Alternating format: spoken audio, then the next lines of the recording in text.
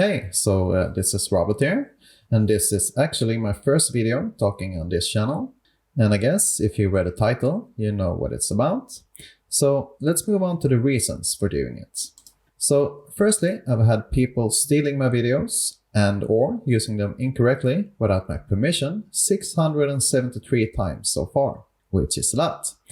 Now YouTube do have some problems, but dealing with copyright is actually something they're very good at. So it's fairly easy to deal with, and you can do it in groups instead of one by one. Now, me personally, I always send out the 7-day warning, and all 673 times led to the stolen or incorrectly used videos being taken down.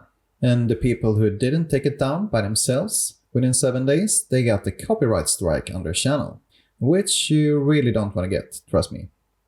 Now, I won't get into how copyright works per se in this video, because it's a big subject that takes time to break down. But generally speaking, there is a big misconception what fair use actually means. However, I will end this video with 2 good examples of it.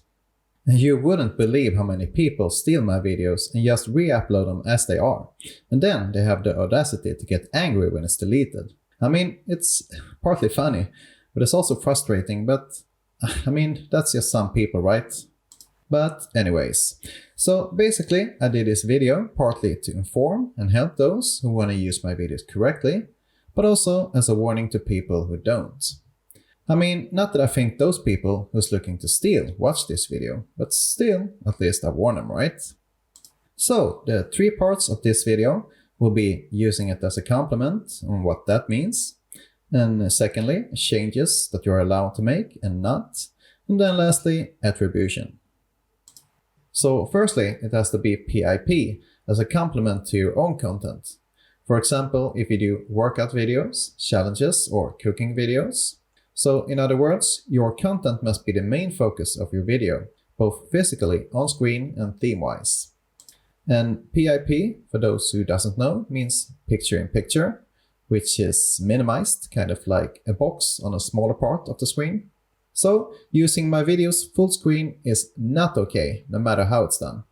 It doesn't matter if you add music or whatever, it's not allowed under any circumstances. And then for actual changes, you may make it smaller, of course, but also you can cut the length for like repeat or remove parts.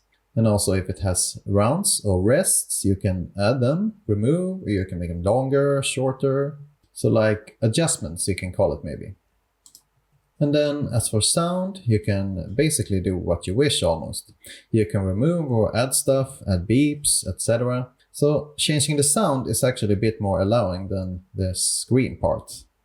And then maybe the most obvious thing is don't edit my videos in an unjust or misleading way, like removing or obscuring the logo.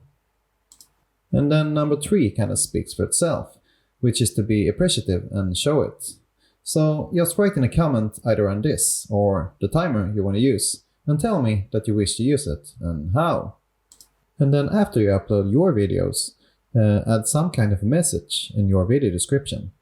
Now, it doesn't really matter how you write it exactly, but it should in some way include my channel and link to the video you used. And preferably also that you have my permission, which is not a must, but I still recommend it. So now as an ending part on a positive note, I'm gonna show you 2 actual examples for correct ways of using my timers.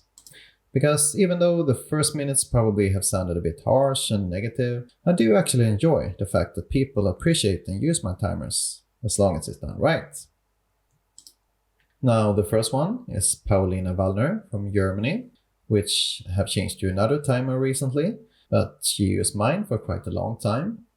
And her boyfriend Sasha Huber also did for a few years. As you can see, it shows my timer correctly with the logo visible. And then below she has written the channel name and link to me in the description. And then a second example is Vic Shred, who is a very nice guy with good workout videos. And he also uses it correctly, but he does it a bit smaller and narrowed, which is perfectly fine by the way. So both of them followed all my rules and were very appreciative by the way. And honestly, I think it's all reasonable and not too much to ask. I mean, this way we both kind of get something out of it. They get the timer in their videos for free, without risking copyright issues, and I get to thank you and some free advertisements. So that kind of sums it up, I think. But if you have more questions, then just let me know.